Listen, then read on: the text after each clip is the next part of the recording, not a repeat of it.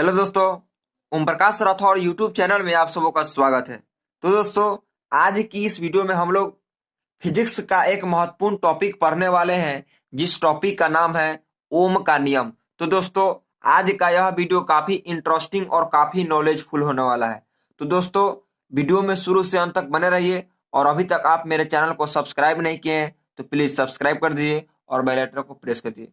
तो दोस्तों, यूट्यूब पर इस प्रकार का पढ़ाई कोई नहीं पढ़ाएगा आपको, या छोटे चैनल वाला हो या बड़े चैनल वाला। तो दोस्तों, हम यहाँ पे एक एक समझा समझा कर और आपको बता बता कर समझाते हैं। और अभी तक आप मेरे वीडियो कोई नहीं देखे हुए तो मेरे चैनल के प्ले लिस्ट में जाकर देखिए हम किस प्रकार पढ़ाते हैं और किस प्रकार समझाते हैं।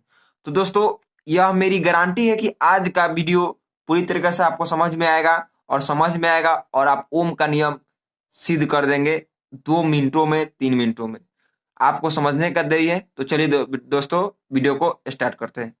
तो देखिए दोस्तों, ये ओम का नियम नाम क्यों पड़ा? ये ओम नामक ये वैज्ञानिक थे, इसीलिए उन्होंने उन्हीं के नाम पर ओम का नियम पड़ा है।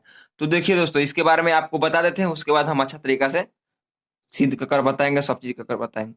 तो देखिए, तो 1826 में 1826 में जर्मन वैज्ञानिक थे। 1826 में जर्मनी के वैज्ञानिक जॉर्ज साइमन ओम 1826 में जर्मनी के वैज्ञानिक जॉर्ज साइमन ओम ने किसी चालक के किसी चालक के किसी चालक के दोनों सिरों के विभवांतर और उसमें प्रवाहित होने वाले धारा के बीच में उन्होंने संबंध को दिया।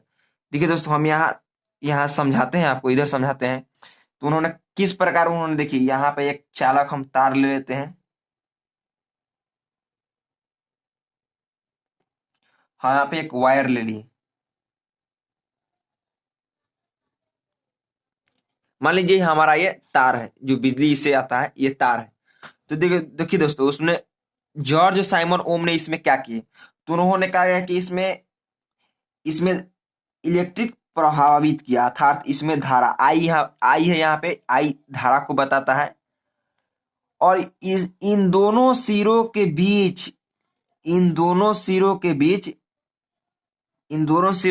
विभवांतर के रूप में इसमें धारा प्रवाहित किया, और इस दोनों सिरों के बीच विभवांतर को नापा, और इसके बारे में उन्होंने एक संबंध को स्थापित किया। इसीलिए इन्हें ओम का नियम कहा जाता है। तो दोस्तों, एक बार और रिवीजन करा देते हैं। ओम का नियम क्या है कि 1826 में एक, ये जरूरी नहीं ओम के नियम है, लेकिन आपको बता देते हैं ताकि आपको याद रहे। 1826 में जर्मनी के वैज्ञानिक थे जॉर्ज साइमन ओम।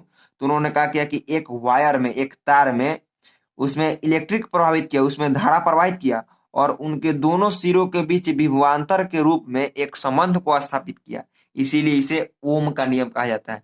तो दोस्तों, इसको सिद्ध किस प्रकार कर सकते हैं? तो चलिए हम इसको सिद्ध कर कर आपको बताते हैं। तो देखिए दोस्तों, क्या कहा? कहा कि यदि यदि किसी यदि किसी चालक में, चालक यहाँ कहा जा रहा है, तार को कहा जा रहा है। यदि किसी चालक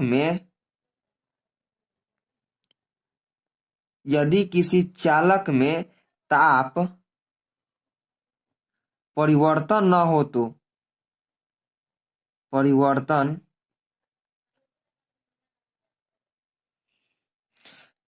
यदि किसी चालक में ताप परिवर्तन न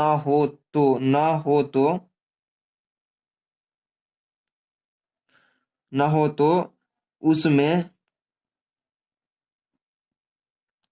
प्रवाहित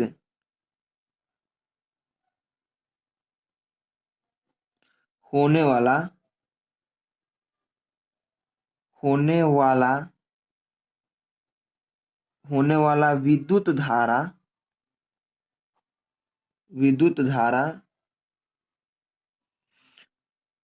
उनके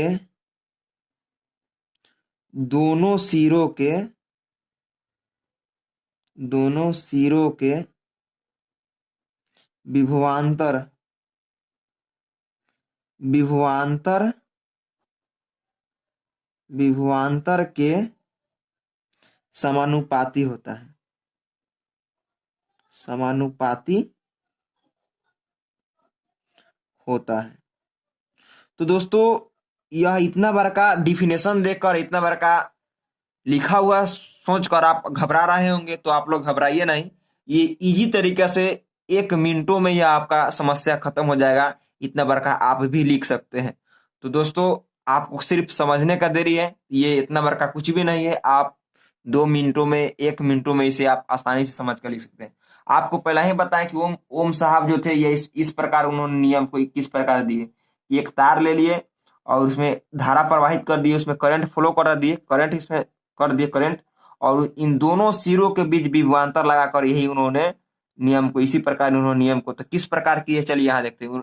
उन्होंने कहा है, स्टेटमेंट दिए हैं उन्होंने, स्टेटमेंट कहा है कि यदि किसी चालक में ताप परिवर्तन न हो तो उसमें प्रवाहित होने वाला विद्युत धारा उनके दोनों सिरों के विभवांतर के समानुपाती होता है। यदि कहा कि यदि किसी चालक तार में, यदि किसी चालक तार में, यहाँ पर ताप परिवर्तन नहीं होना चाहिए, यदि किसी चालक तार में ताप परिवर्तन नहीं होना चाहिए और उसमें प्रवाहित होने वाला क्या, विद्युत धारा, उसमें प्रवाहित होने वाला विद्युत धारा उनके दोनों सिरों के विभवांतर के समानुपाती होगा।